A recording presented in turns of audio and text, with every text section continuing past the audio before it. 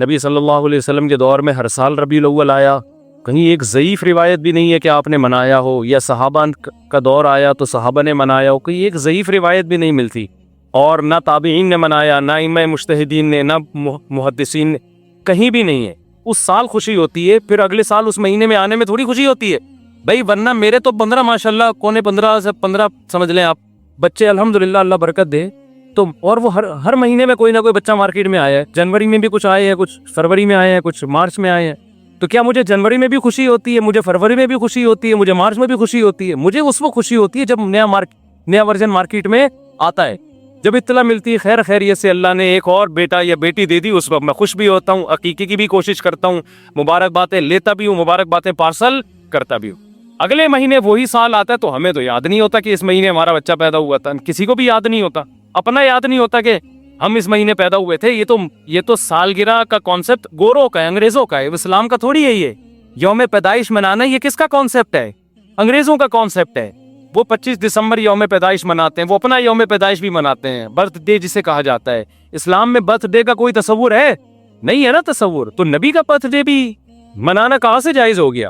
اور اہم ترین بات یہ کہ رسول اللہ صلی اللہ علیہ وسلم نے پیر کے دن روزہ رکھا ہے، اور آپ نے یہ فرمایا کہ یہ میرا یوم ولادت ہے۔ اب روزہ اور جو تہوار ہیں، خوشی کے تہوار، وہ دونوں جمع ہو سکتے ہیں؟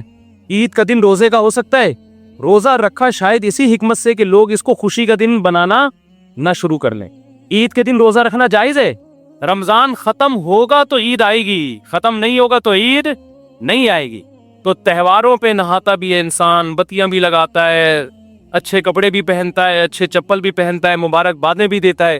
نبی نے پیر کا روزہ رکھ کے بتا دیا کہ آج منانے والا دن نہیں ہے، سمجھتے ہیں اس کو سیلیبریٹ نہیں کر سکتے، کیونکہ روزہ اور تہوار ایک دوسرے کے اپوزٹ ہیں۔ جمعے کا دن بھی اسلام میں ایک قسم کی عید ہے، نبی نے جمعے کے دن کے بھی روزے کے ساتھ خاص کرنے سے منع کیا آپ صلی اللہ علیہ وسلم نے، کیونکہ اس میں بھی نہاتے دھوتے صاف ستھرے کپڑے پہنتے ہیں، 2 رکعتیں پڑھنے، ایک طرح کا یہ بھی خوشی کا دن ہے، بڑا دن ہے۔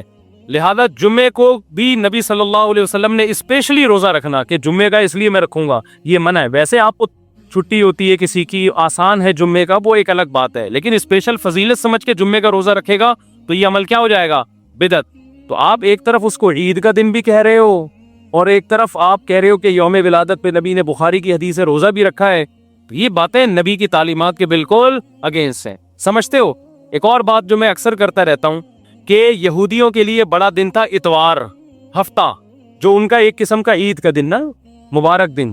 عیسائی یہودیوں کے بعد آئے، ان کے لیے کون سا ہو گیا؟ اتوار۔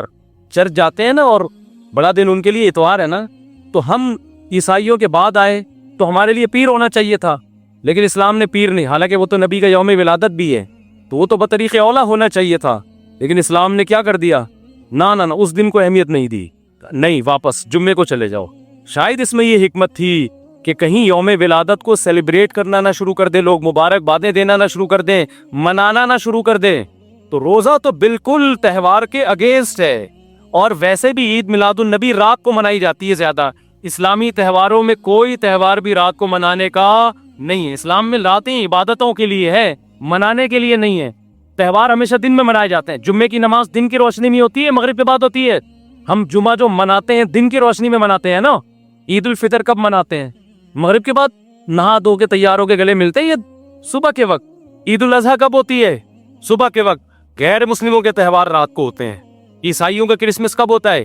رات کو سارے آپ عیسائی دیکھ لیں گے وہ چمک دمک کے جا رہے ہوں گے، اور صحیح ہے نا۔ اسلام میں تہوار دن میں، رات میں نہیں ہے۔ راتیں سونے کے لیے یا عبادت کرنے کے لیے؟ لیلۃ القدر یہ تہوار ہے یا عبادت کی رات ہے؟ یہ دن میں ہے یا رات میں ہے؟ بولو۔ شب برات 15 شعبان یہ عبادت کی رات ہے یا تہوار ہے؟ اس میں اختلاف ہے علماء کا، جمہور عبادت کے قائل ہیں، تو عبادت کی رات ہے تو عبادت کی ہے نا، لیکن وہ دن میں ہے یا رات میں ہے؟ وہ رات میں ہے۔ تہوار کب ہوتے ہیں؟ دن میں ہوتے ہیں اسلامی، اور عبادت کی راتیں کون سی ہوتی ہیں؟ وہ رات میں ہوتی ہیں۔ سمجھتے ہو کہ نہیں سمجھتے ہو؟ عیسائیوں کے ہاں، یہودیوں کے ہاں الٹا ہے، ان کے تہوار کب ہوتے ہیں؟ رات کو، رات میں جشن کرتے ہیں۔ تو آپ عید میلاد النبی میں چراغاں کر رہے ہو رات میں، منا کب رہے ہو؟ رات میں۔ یہ تو ویسے ہی عید کا جو اسلام نے کانسیپٹ دیا اس کے بالکل اگینسٹ ہے۔ یہ یہود و نصارہ کا طریقہ ہے رات میں منانا، اور اس میں ایک حکمت بھی ہے، راتوں میں اگر آپ کو تہواروں کی اجازت دے دی جائے نا تو راتوں میں اس طرح کی ایکٹیویٹیز سے گناہ کی طرف جانے کا خطرہ زیادہ ہوتا ہے۔ تبھی عیسائیوں میں کرسمس میں گڑبڑیں بھی بہت ہوتی ہیں، شرابیں بھی پی جاتی ہیں، بہت کچھ ہوتا ہے۔ اسلام نے صبح صبح اچھے بچوں کی طرح رات کو جلدی سو جاؤ، صبح صبح نہا دھو کے مزے جاؤ، مصلے آؤ، عید ملو، کھاؤ پیو، موج مستی کرو، پتلی گلی سے نکل جاؤ۔ تو اس میں موج مستی میں شراب کباب آتا ہی نہیں ہے نا، آئے گا ہی نہیں، کیونکہ وہ تو راتوں کے کام ہے، شراب کباب دن کے کام تھوڑی ہے۔ لیکن آپ نے جو عید میلاد النبی کا کانسیپٹ پیش کیا وہ نبی کے عمل کے بھی خلاف۔ نبی روزہ رکھ رہے ہیں پیر کے دن، اور نبی صلی اللہ علیہ وسلم تہوار منانے کا حکم دے رہے ہیں دن کے وقت میں، آپ نے کہا نہیں رات کو منائیں گے ہم۔ نبی صلی اللہ علیہ وسلم نے ہمیں کہا کہ لِكُلِّ قَوْمٍ عِيدٌ وَلَنَا عِيدَانِ، ہر قوم کے لیے ایک دن عید کا ہوتا ہے، ہمارے لیے 2 دن۔ آپ نے کیا کر دیے؟ 3 دن۔ اس حدیث کی بھی آپ نے مخالفت کر دی۔ اور اسلام میں برتھ ڈے منانا نہیں ہے، سالگرہ منانا نہیں ہے، آپ نے اس کی بھی مخالفت کر دی اسلام کے اس حکم کی۔ پھر اسلام نے عیسائیوں کے لیے ہفتہ تھا، یہودیوں کے لیے ہفتہ تھا، عیسائیوں کے لیے اتوار تھا، اسلام نے نبی کے یوم ولادت کے بجائے کوئی اور دن مبارک کر دیا۔ آپ نے اس حدیث کی بھی کیا کی؟ مخالفت کر دی۔ تو آپ تو مخالفت پر مخالفت کرتے چلے جا رہے ہیں، قرآن و سنت کی، نبی کی سیرت کی۔ پھر نبی کی زندگی میں درجنوں بار ربیع الاول آیا، صحابہ کی زندگی میں، ابو بکر کی زندگی میں، عمر، عثمان، علی رضی اللہ عنہم، اہل بیت کی زندگی میں، تابعین کی زندگی میں کوئی ایک ضعیف روایت بھی نہیں ہے کہ کسی صحابی نے ربیع الاول کی مبارکباد دی ہو یا کوئی عام معمول سے ہٹ کے کوئی کام کیا ہو، ایک چراغ جلایا ہو، ایک موم بتی جلائی ہو، یا کوئی حلوہ پکایا ہو، یا کوئی مٹھائی کھلائی ہو کسی کو، ضعیف روایت بھی نہیں ہے۔ تو یہ تمام دلائل اس بات کا تقاضا کرتے ہیں کہ جو کچھ ربیع الاول میں ہم اور آپ کر رہے ہیں وہ اسلام کی تعلیمات نہیں ہے، وہ سراسر A to Z کیا ہے؟ بدعت ہے۔ ویسے بھی اگر یہ اسلامی تہوار ہوتا نا تو خوب سمجھ لو دنیا میں جتنے بھی مذاہب ہیں ان کا 20 مسئلوں میں اختلاف ہوتا ہے، تہواروں میں ان کا اختلاف نہیں ہوتا۔ عیسائیوں میں جو لبرل عیسائی ہے نا وہ بھی کرسمس کے موقع پہ کرسمس مناتے ہیں، تہوار پوری قوم مناتی ہے۔ ہندوؤں کی جو ہولی کا دن ہے وہ پوری قوم کے لیے ہے کہ نہیں ہے؟ 20 فرقے ہوں گے ہندوؤں کے، ہولی میں سب متفق ہیں۔ یہی وجہ ہے کہ مسلمانوں کے جتنے فرقے ہیں عید الفطر میں سب کیا ہیں؟ متفق۔ یکم شوال، ہاں اس کی تعیین میں پشاور کا شوال الگ شروع ہوگا، ہمارا الگ ہو، وہ ایک الگ بات ہے، لیکن ہے کیا؟ فرسٹ شوال۔ بریلوی کیا، دیوبندی کیا، اہل حدیث کیا، شیعہ کیا، سنی کیا، جتنے فرقے ہیں سب کا اتفاق ہے بھئی تہوار کب ہوگا؟ یکم شوال کو۔ کیوں؟ تہواروں کے معاملے میں مذہب کنفیوژن نہیں چھوڑتا، کنفیوژن نہیں، کیونکہ نبی نے منایا نا تہوار، ساری دنیا نے دیکھا، وہی فرسٹ شوال کو منا رہے ہیں۔ اور دوسرا تہوار ہے 10 ذی الحجہ کو جو بقرعید ہے۔ پوری دنیا میں کتنے ہی مسلمانوں کے فرقے ہو، بقرعید کب منائی جاتی ہے؟ 10 ذی الحجہ۔ کرسمس کب منائی جاتی ہے؟ 25 دسمبر کو۔ ہندوؤں کی ہولی کا بھی ایک خاص تاریخ ہے، سکھوں کے جو ایک تہوار ہے اس کا بھی ایک خاص دن ہے، اس میں کوئی اختلاف نہیں ہے۔ اگر عید میلاد النبی مسلمانوں کی سچی مچی کی عید ہوتی، تہوار ہوتا، اس میں اتنا اختلاف نہ ہوتا۔ اتنا اختلاف ہے، پورے سعودیہ کی ایک گلی میں بھی کوئی ایک بتی بھی نظر نہیں آئے گی آپ کو، ایسا ہے کہ نہیں ہے؟ پاکستان میں گھر گھر سجے ہوئے ہیں، پورے مکہ مدینہ میں، ریاض میں، جدہ میں کہیں بھی ایک بتی بھی نظر نہیں آئے گی، ایک چراغ بھی نظر نہیں آئے گا۔ یہ کیسا تہوار ہے؟ پورے عرب دنیا میں کہیں بھی نہیں منایا جا رہا، انڈیا پاکستان میں دھوم دھام سے منایا جا رہا ہے۔ یہ خود اس کی علامت ہے، اتنا بڑا اختلاف ہونا کہ یہ تہوار نہیں ہو سکتا۔ پھر پاکستان میں بھی کھارا در میں منایا جا رہا ہے، ڈیفنس میں نہیں منایا جا رہا۔ کراچی میں کم منایا جا رہا ہے، چھانگا مانگا میں، چیچا وطنی میں زیادہ منایا جا رہا ہے، معذرت کے ساتھ چیچا وطنی میں نہیں، یا کسی اور علاقے میں، سمجھ رہے ہو؟ پھر جو پسماندہ علاقے ہیں ان میں زیادہ منایا جا رہا ہے، پڑھے لکھے علاقوں میں کم منایا جا رہا ہے۔ پھر جن علاقوں میں منایا جا رہا ہے ان میں بھی پورا نہیں منایا جا رہا، جیسے ہمارے علاقے میں اگر ناز و آباد میں منایا جا رہا ہے، ایک گلی میں منایا جا رہا ہے، دوسری گلی میں پتہ ہی نہیں، پھر جس گلی میں منایا جا رہا ہے اس گھر میں منایا جا رہا ہے، پڑوسی کے گھر میں نہیں منایا جا رہا۔ تو یہ اس کی علامت ہے بھائی، یہ تہوار اگر ہوتا تو ساری دنیا کے مسلمان اس پر متفق ہوتے۔ کھوپڑی شریف میں بات آ رہی ہے کہ نہیں آ رہی ہے؟ تو اس لیے یہ اتنے بات اس کے غلط ہونے کے دلائل ہے نا اس کو عید میلاد النبی کو منانے کے، کہ بہت ہی کوئی ضدی اور ہٹ دھرم ہوگا تو کہے گا کہ یہ منانا چاہیے ان دلائل سننے کے بعد۔ اور دیکھو مجھ پہ آپ نیگیٹو کمنٹس کر سکتے ہو، مجھے آپ کہہ سکتے ہو میرا یہ کلپ مارکیٹ میں جائے گا نا تو یہ دیوبندی ہے، وہابڑے، اور یہ ان کو کیا پتا، ان کو نبی سے محبت نہیں ہے۔ لیکن خدا کی قسم، آپ جس خدا کو خوش کرنے کے لیے یہ کام کر رہے ہو نا، اس خدا کو کوئی دھوکہ نہیں دے سکتا. قیامت کے دن آپ کو ان دلائل کا جواب اللہ کے سامنے دینا پڑے گا. ہمارے نبی نے فرمایا جب قیامت کے دن بہت سے لوگ جن کی صورتیں وہ ہوں گی جو میری امت کی صورت ہوتی ہے, وہ لوگ آئیں گے حوض کوثر پہ پانی پینے کے لیے, میں پلانا چاہوں گا, فرشتے ان کو ہٹائیں گے, میں کہوں گا یہ تو میرے امتی ہیں, کیوں؟ ان کے گیٹ اپ سے لگ رہا ہوگا. فرشتے کہیں گے نا نا نا نا نا, ان لوگوں نے آپ کے دنیا سے جانے کے بعد آپ کے دین میں نئی نئی چیزیں ایجاد کر لی تھی. تو فرشتے ہمارے نبی صلی اللہ علیہ وسلم کے دستے مبارک سے ان کو حوض کوثر کا پانی پینے نہیں دیں گے. اور حدیث میں بھی آتا ہے نبی صلی اللہ علیہ وسلم ان کو دھتکاریں گے. تو آپ نبی کے عشق میں وہ کام کر رہے ہو جس کی وجہ سے آپ نبی صلی اللہ علیہ وسلم کے دستے مبارک سے قیامت کے دن محروم ہو رہے ہو. سمجھتے ہو کہ نہیں سمجھتے ہو؟ تو نبی کی محبت میں وہ کام کرو جس سے نبی کی شفاعت کے مستحق بن جاؤ. نبی بلائے آؤ, میں تجھے اپنے ہاتھ سے میں تجھے حوض کوثر پلاؤں گا. ایسا نہ ہو کہ آپ ربیع الاول کو منا رہے ہو, اس نبی کی یاد میں محبت کا اظہار کر رہے ہو, اور یہی محبت کا اظہار جو غیر شرعی طریقے سے ہے قیامت کے دن نبی کی شفاعت سے آپ کو محرومی کا ذریعہ بنا دے.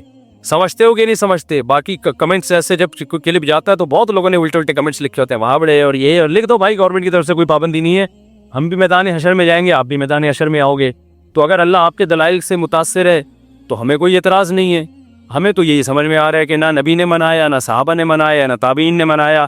پھر نبی نے پیر کا روزہ رکھ کے تو اس کا تہوار ہونے کی بالکل ہی نفی کر دی, کیونکہ روزے اور بھوکا رہ کے تھوڑی خوشی منائی جا سکتی ہے. آپ کا بیٹا پاس ہوا, آپ کہتے ہیں خوشی میں تو بھی روزہ رکھ, میں بھی روزہ رکھیں. وہ کہے گا میں مٹھائی کے چکر میں تھا یار, تیرا بیٹا پاس ہوا ہے, تو مجھے بریانی کھلائے گا, تو کہہ رہا تو بھی نہیں کھا, میں بھی نہیں کھاؤں گا. ایسا ہوتا ہے؟ آپ کی شادی ہو گئی, ولیمہ ہے, ولیمے میں آپ نے کیا کہ بھائی خوشی ہے, ایسا ہے کہ اب کل بھی ہمارا بھی روزہ, آپ کا بھی روزہ. ابے تیرے بیٹے کا ولیمہ ہوا ہے تو کھلا نا. تو نبی نے پیر کو روزہ رکھ کے بتا دیا کہ یہ کھانے پینے کا دن نہیں ہے. اور اب ایسا نہ ہو کہ 12 ربیع الاول کو روزہ رکھنا شروع کر دیں, وہ بھی ٹھیک نہیں ہے, کیونکہ پیر کا رکھا ہے 12 کا, وہ بھی نہیں رکھا. یہ تو ایک پیر کا رکھ کے جو سبق ملتا ہے وہ یہ کہ میری ولادت کا دن وہ تہوار کے طور پہ اس کے منانے کا کوئی کانسیپٹ اسلام میں نہیں ہے. سمجھتے ہو کہ نہیں سمجھتے؟ اتنے واضح دلائل ہیں بھائی, پھر بھی اگر کسی کے سمجھ میں نہ آئے تو ہم تو پولیس میں تو ہے نہیں کہ ہم زبردستی سمجھا دیں, ہم تو بیان نہیں کر سکتے ہیں. ہمارے گھر کے آگے بھی بتیاں لگی ہوئی ہیں, لوگوں نے, ہمارے پڑوسیوں میں بھی لوگ بتیاں لگا رہے ہیں, حلوے پکا رہے ہیں. میں تو کبھی کسی کو نہیں جا کے چھیڑتا, بے تو اتنا گھنٹہ بیان کیا, تیری سمجھ میں نہیں آیا. تو ہم پولیس میں نہیں ہے بھائی, ہم بتا سکتے ہیں, ماننا ہے مان جاؤ.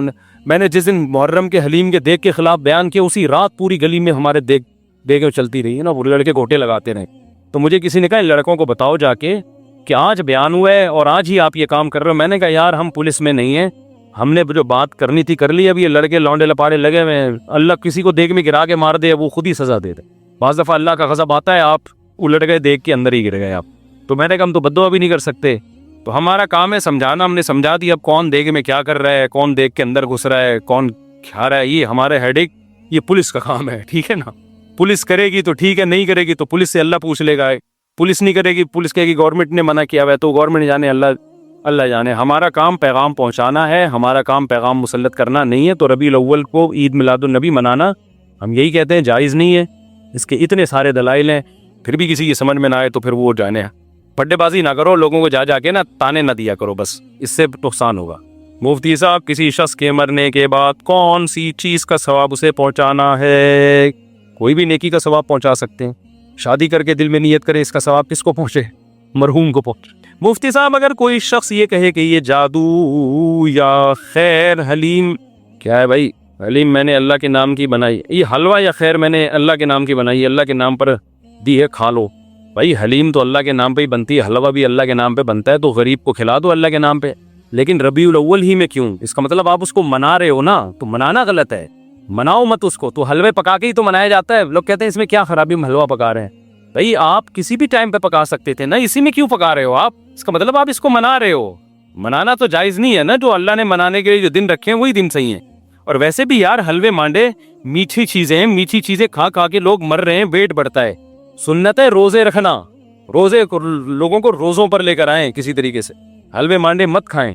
میں جب کسی دعوت میں جاتا ہوں, کھانے کے بعد حلوہ لے آتے ہیں, میں نہیں کھاتا نا, تو حیران ہو رہے ہوتے ہیں لوگ, کہتے ہیں یار مولوی ہو کے حلوہ نہیں کھا رہے.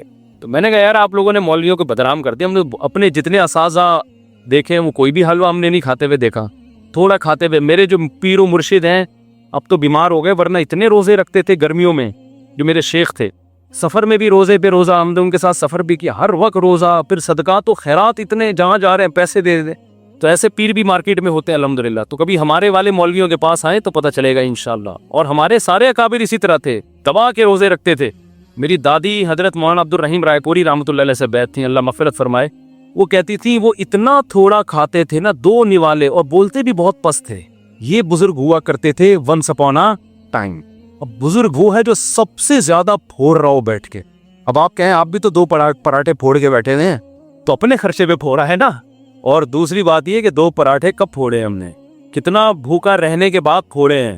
تو وہ تو 4 بھی کم ہے. پھر وہ یہ نہیں کہ اب سارا دن پراٹھے ہی پھوڑتے رہیں بیٹھ کے. لوگ کیا کر رہے ہیں، دعوت میں اتنا کھایا، اس کے بعد پھر حلوہ کھایا، پھر کولڈ ڈرنک پی، اتنے ماشاءاللہ ایک دن اطلاعی دھماکے کے ساتھ پھٹ کے اس دار فانی سے کوچ کر گئے. تو اسلام میں کم کھانا ہے، زیادہ کھانا نہیں. لیکن خدا کا واسطہ اب ایسا نہ ہو لوگوں کو دیکھنا شروع کر دے کسی داڑھی والے کو یہ زیادہ کھا رہا ہے، کسی کے نوالے گننے کی آپ کو اجازت نہیں ہے. ہو سکتا ہے اس کی بھوک اس سے بھی زیادہ ہو. بعض لوگوں کی صحت اتنی ٹائٹ ہوتی ہے کہ ان کے لیے 2 پراٹھے تو کھانچوں میں چلے جاتے ہیں، ان کے پتہ ہی نہیں چلتا گئے کدھر. تو وہ اپنی صحت کے لحاظ سے ہو سکتا ہے وہ کم کھا رہا ہو. تو یہ کسی اور کو نہیں کہیں آپ. تو لوگوں کو کم کھانے پہ لانا چاہیے، روزے رکھنے پہ لانا چاہیے. تو ہم نے تو اپنے مشائخ کو دیکھا ہے روزہ رکھتے ہیں کثرت سے، بہت روزے رکھتے ہیں، کم کھاتے ہیں. اور آج تو پھوڑنے پھاڑنے کا. تو لوگ دعوت میں نا پہلے کھانا لاتے ہیں پھر میٹھا. میں کہتا ہوں یار میرے اندر تو دم پسند نہیں ہے کہ میں کیسے ہضم کروں گا اس کو. تو لوگ حیران ہوتے ہیں آپ مولوی ہو کے یار میٹھا نہیں کھا رہے. میں نے کہا آپ لوگوں نے کسی اور قسم کے مولانا ٹائپ کے لوگ دیکھے ہوئے ہیں. وہ پھر ربیع الاول سے عادت بھی پڑ جاتی ہے بعض دفعہ، میٹھا کھا کھا کے کھلا کے. تو وہ سیٹ اپ صحیح نہیں ہے. میٹھا کم کریں، ڈاکٹر لوگ منع کرتے ہیں زیادہ میٹھا کھانے سے. میرے بھائی مفتی صاحب، ایتھیس اللہ جنت جہنم قبر فرشتے نظر نہیں آتے. ایتھیس کہتے ہیں کہ جب ہمیں اللہ فرشتے قبر نظر نہیں آتے تو ہم کیوں مانتے ہیں. اس کا کئی بار جواب دے چکا ہوں یار، پھر کبھی دوبارہ دے دیں گے. مفتی صاحب السلام علیکم. وعلیکم السلام. آپ ہمارے رہبر سرمایہ ہیں، آپ ہمیں بہت عزیز ہیں. مجھے آپ کے بیانات سنتے ہیں میری زندگی بدل گئی ہے. میں شادی کرنا چاہتا ہوں، نکاح سے پڑھوانا ہے، کیا طریقہ کار ہے؟ ولید سے رابطہ کریں. یہاں جو ولید بیٹھے ہوئے تھے نا باہر، نمبر لکھا ہوا ہوگا، ان سے رابطہ کریں، آپ کا نکاح پڑھا دیں گے انشاءاللہ. صلو علی الحبیب. مفتی صاحب شرک معاشرے میں بہت تیزی سے، اب تو ربیع الاول میں اتنا تو بنتا ہے یار. صلو علی الحبیب. مفتی صاحب شرک معاشرے میں بہت تیزی سے، پہلے اس کو زیادہ سے زیادہ بیانات کریں. آپ کے بیانات جب یوٹیوب پہ جاتے کافی لوگ، میرا خیال ہے شرک معاشرے میں پھیل نہیں رہا. پہلے شرک زیادہ تھا، لوگ ایجوکیٹڈ ہو رہے ہیں، اور اب یہ پیر پرستی سے آہستہ آہستہ قبر پرستی سے نکل رہے ہیں. اب ایتھیزم پھیل رہا ہے معاشرے میں. اب جو معاشرے میں چیز پھیل رہی ہے وہ کیا پھیل رہی ہے؟ ایتھیزم. شرک بھی ہے لیکن یہ نہیں کہ اس کی سپیڈ سے پھیل رہا ہو، بلکہ اب لوگ کنورٹ ہو رہے ہیں. لوگوں میں شعور، ایک تو سوشل میڈیا اتنا آزاد ہو گیا ہے کہ سب کچھ میڈیا پہ ہی مل جاتا ہے لوگوں کو. وہ خود تجزیہ کر لیتے ہیں ربیع الاول منانے کے دلائل زیادہ مضبوط ہے یا نہ منانے کے دلائل زیادہ مضبوط ہے. خود ہی لوگوں میں اب اتنا شعور آ گیا ہے. اب زیادہ پھیل رہا ہے ایتھیزم، خدا کا انکار. یونیورسٹیوں میں، کالجز میں یہ چیز بہت خطرناک ہے. شرک پہ بھی بات ہونی چاہیے لیکن اس پہ بھی ہونی چاہیے. میرا سوال یہ ہے کہ حضرت آدم علیہ السلام آخری نبی، حضرت محمد صلی اللہ علیہ وسلم تک سوال آ کے اس سے زیادہ نبی اور رسول آئے تو سب کے نام کے آگے حضرت لگانا ہی ہے. ابے بھائی یہ کیا ہے یار، شخصیتوں کے نام لے کے نہیں پوچھا کرو. ہم سردے میں جا کر سر کو اللہ پاک کے قدموں میں رکھ کر بولتے ہیں سبحان ربی الاعلیٰ، یعنی اعلیٰ صرف اللہ کی ذات ہے. تو وہ بریلوی حضرات اپنے بزرگوں کے ساتھ اعلیٰ کیوں لگا دیتے ہیں؟ وہ اعلیٰ اللہ والا اعلیٰ نہیں ہوتا بھائی. میں کہتا ہوں یہ بندہ بہت اعلیٰ ہے، تو مطلب دوسرے بندوں کی نسبت اعلیٰ ہے نا اللہ کے مقابلے میں. تو بریلویوں کی ہر بات تھوڑی غلط ہوتی ہے. وہ کہتے ہیں اعلیٰ حضرت کیوں کہتے ہیں تو وہ اعلیٰ اللہ سے کے مقابلے میں نہیں کہتے، وہ اعلیٰ کہتے ہیں دوسرے بھی حضرت تھے تو یہ والے ان سے اعلیٰ ہیں. اس کی مثال ایسے ہیں کہ اہل حدیث ہم سے ملے، مجھے کہنے لگے آپ لوگ امام حنیفہ کو امام اعظم کیوں کہتے ہیں؟ امام اعظم تو صرف نبی صلی اللہ علیہ وسلم ہے. میں نے کہا یار آپ کہتے ہو کہ ہم مجتہد ہیں، ہم قرآن و حدیث ہم سے سمجھو، آپ امام اعظم کا مطلب نہیں سمجھے، آپ قرآن و حدیث کا مطلب کہاں سے سمجھو گے بھائی؟ ٹھیک ہے نا، ہم آپ سے پوچھیں، اتنی تو سینس انسان میں ہونی چاہیے. ہم امام اعظم کو امام اعظم، امام شافعی، امام احمد بن حنبل کے مقابلے میں کہتے ہیں، نبی کے مقابلے میں تھوڑی کہتے ہیں ہم ان کو امام اعظم. نبی کے مقابلے میں ہم ان کے امام اعظم کہیں ہم تو کافر ہو جائیں فوراً. اس کی مثال ہے جیسے قائد اعظم محمد علی جناح. اب اصل قائد تو ہمارے نبی صلی اللہ علیہ وسلم ہے نا. اب کوئی کیا آپ قائد اعظم کو محمد علی جناح رحمۃ اللہ علیہ کو قائد اعظم کیوں کہہ رہے ہو؟ قائد اعظم تو نبی تھے. بھائی ہم محمد علی جناح رحمۃ اللہ علیہ کو جو قائد اعظم کہہ رہے ہیں دوسروں کے قائد کے مقابلے میں کہہ رہے ہیں. بہت سے اس زمانے میں قائدین گزرے ہیں لیکن ہماری نظر میں ان میں سب سے بہتر قائد کون سے تھے؟ وہ قائد اعظم تھے. تو آپ کسی کی بات کا صحیح مطلب بھی لے سکتے ہو, غلط مطلب بھی. جب آپ کی دماغ میں نیگیٹو سوچ بھری ہوئی ہو تو ہر صحیح بات کو الٹا پھیر رہے ہوتے, اور جب پازیٹو سوچتا ہے تو پھر آپ کو صحیح باتیں صحیح لگ رہی ہوتی ہیں. تو بریلوی جو اعلیٰ حضرت کہتے ہیں وہ شرک کا اس سے کوئی تعلق نہیں ہے. وہ اعلیٰ حضرت وہ اس زمانے کے جو حضرت تھے ان کے مقابلے میں اعلیٰ حضرت کہتے ہیں. یہ مطلب نہیں کہ دنیا میں سب سے اعلیٰ یہی ہیں, یہ مطلب اللہ سے اعلیٰ تو ہے ہی نہیں. یہ اصل میں انہوں نے سوال یہ پوچھا ہے کہ ہم سردے میں جا کے سبحان ربی الاعلیٰ کہہ رہے ہوتے ہیں, تو اعلیٰ تو ہم صرف اللہ کو کہتے ہیں, تو پھر اعلیٰ حضرت کو کیوں اعلیٰ کہتے ہیں؟ تو وہ اعلیٰ ان کے مقابلے میں کہہ رہے ہوتے ہیں. وہ اللہ والا اعلیٰ کوئی اور ہے, یہ والا اعلیٰ کوئی اور ہے. سمجھتے ہو؟ وضو خانے میں ہاں اس پہ اشکال ہو سکتا ہے کہ اعلیٰ ہے یا نہیں ہے, وہ سب سے اعلیٰ تھے یا نہیں تھے. جیسے کوئی قائد اعظم کو کہے, ترکی والے کہیں گے نہیں تمہارے قائد اعظم نہیں, ہمارے والے قائد اعظم ہیں. یہ اختلاف ہو سکتا ہے, لیکن اس کا شرک سے بدعت سے کوئی تعلق نہیں. تو وضو خانے میں تکمیل کے لیے کتنی مزید رقم درکار ہے؟ میں 40-50 دن بعد آیا ہوں, آج بیان میں ابھی تک کام نامکمل دیکھ کر افسوس ہوا ہے, اور میری حیرانگی ہے اگر بقایا کام 3 لاکھ کے اندر ہے تو یہ رقم انتظامیہ کو ہو جائے گی. بھائی یہ سوال ہم نے بھی انتظامیہ سے کیا تھا کہ لوگ اعتراض کر رہے ہیں کام بہت لمبا ہو گیا ہے, تو اس کا جواب کیا ہے؟ تو انتظامیہ نے پچھلے جمعے اس کا جواب ریکارڈ کروایا ہے, پھر 2-4 دن پہلے عشاء کے بعد بھی اس کا جواب ریکارڈ کروایا کہ کام میں اتنی تاخیر کیوں ہوئی ہے. تو جن کو بھی یہ اشکال ہے, دیکھو نہ تو میں چندہ لے رہا ہوں اپنے ہاتھ میں, نہ میں کھڑے ہو کے خرچ کر رہا ہوں, یہ سارا کام انتظامیہ کر رہی ہے. تو بجائے ادھر ادھر باتیں کرنے کے, کوئی بھی اعتراض ویسے ادھر ادھر کر نہیں رہی ہے, مثال دے رہا ہوں میں, تو جا کے ڈائریکٹ انتظامیہ سے پوچھیں. معین اختر کا قول ہمیشہ یاد رکھیں.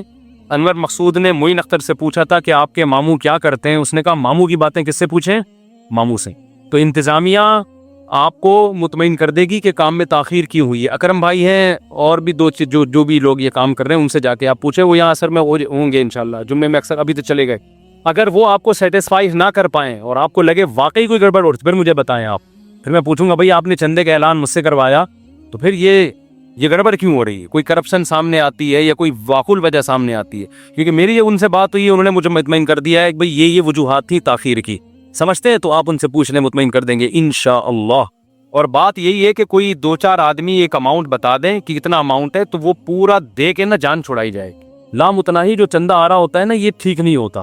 بندہ اپنے ذمے لے لینا کہ یار ایک اماؤنٹ مجھے بتا دیں, ایسٹیمیٹ بتا دیں اتنے میں ہو جائے گا, یہ اتنے پیسے, اس کے بعد آپ چندہ نہیں مانگیں. یہ زیادہ بہتر طریقہ ہوتا ہے, ورنہ پتہ ہی نہیں چل رہا ہوتا کہاں سے بندہ کیا ہم نے. یہاں تو نہیں ایسا ہوتا, لیکن مثال دے رہا ہوں, مسجدوں میں یہ ہوتا ہے چھت ڈل رہی ہے, چندہ ہو رہا ہے, 6 مہینے سے چھت کے نام پہ اتنے روپے جمع ہو جاتے ہیں, ہر آدمی دے رہا ہوتا ہے. اسے کیا پتا کہ 1 کروڑ وہ دے چکا ہے, 10 لاکھ میں دے رہا ہوں, تو 20 لاکھ وہاں سے بھی لے چکا ہے. تو اس میں کرپشن کا امکان بہت زیادہ ہوتا ہے, تو یہ خطرہ ہوتا ہے اس بات کا. غلام سرور, والد کا نام عمر دین. میاں بیوی آپس میں نا اتفاقی میں, دعا ہے کہ ٹھیک ہو جائے میرے رشتے کے سے, دل کا دعا کریں, دل سے دعا ہے جی آپ کا رشتہ بھی ہو جائے, اور جن میاں بیوی کی آپ نے بات کی اللہ ان میں صلح بھی پیدا کر دے.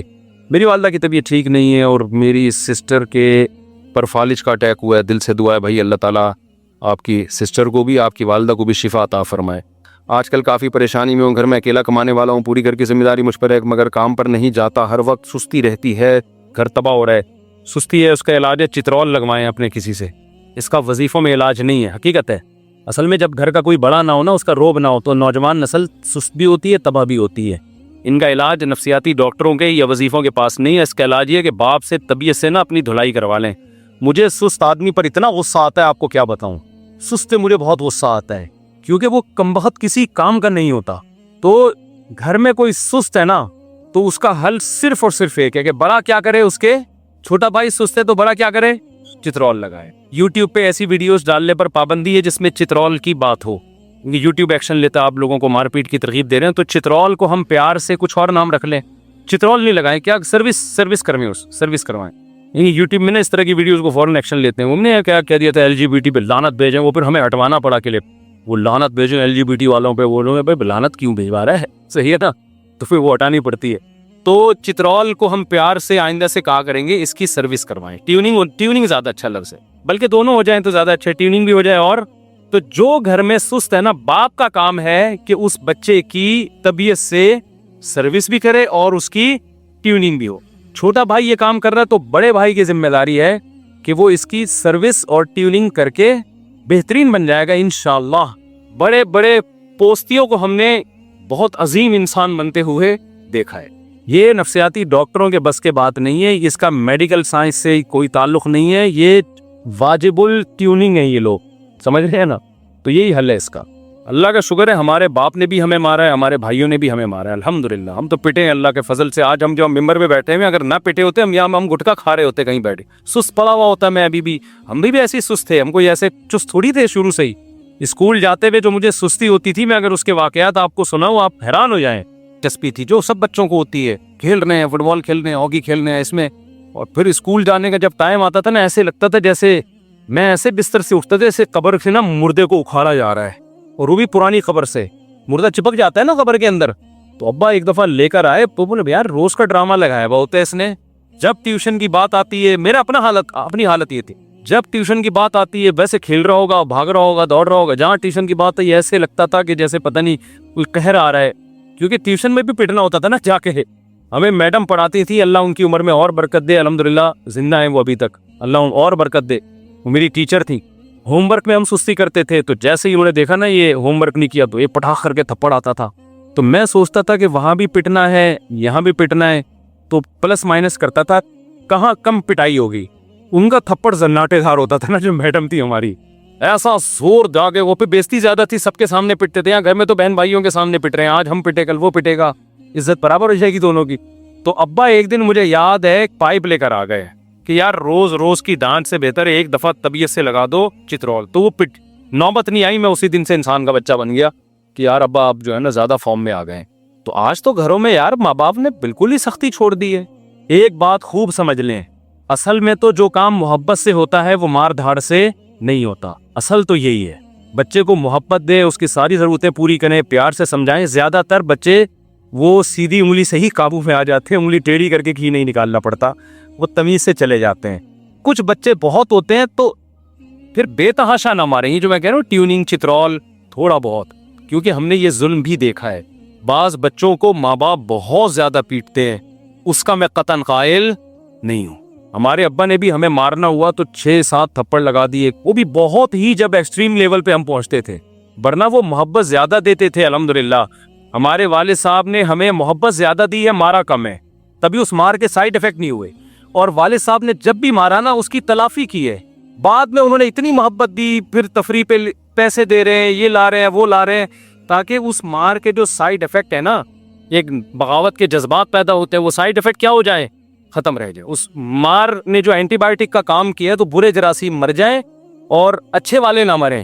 تو والد صاحب پھر بعد میں بڑی عزت دیتے تھے کہ نہیں بھائی یہ بیٹا میرا بڑا کام کا, یہ بڑا آدمی, تو بڑا اپریشیٹ کرتے تھے نا وہ, کہ نہیں. آج کل ماں باپ کیا کر رہے ہوتے ہیں, بے غیرت کمینہ پیدا ہو گیا میرے گھر میں, پٹاخ ایک لگایا کھینچ کے, تو کسی کام کا نہیں ہے, مجھے اس سے کوئی امیدیں نہیں ہے, یہ ذلیل کرے گا مجھے. بچہ کہہ رہا ٹھیک ہے ابا, جب ایسے ہی ہے تو وہ اور منفی طرف چلا جاتا ہے, اس کو بالکل اپریشیٹ نہیں کر رہے ہوتے. تو بچوں کو اس کی کبھی کبھار ماریں, زیادہ نہ ماریں اس کو, کبھی کبھار. اس مار کے سائیڈ افیکٹ بہت خطرناک ہوتے ہیں, لیکن روب رہے. وہ ایک دفعہ ہم پٹ گئے تھے تو روب پیدا ہو گیا تھا, 1-2 دفعہ پٹے ہیں لیکن طبیعت سے پٹیں.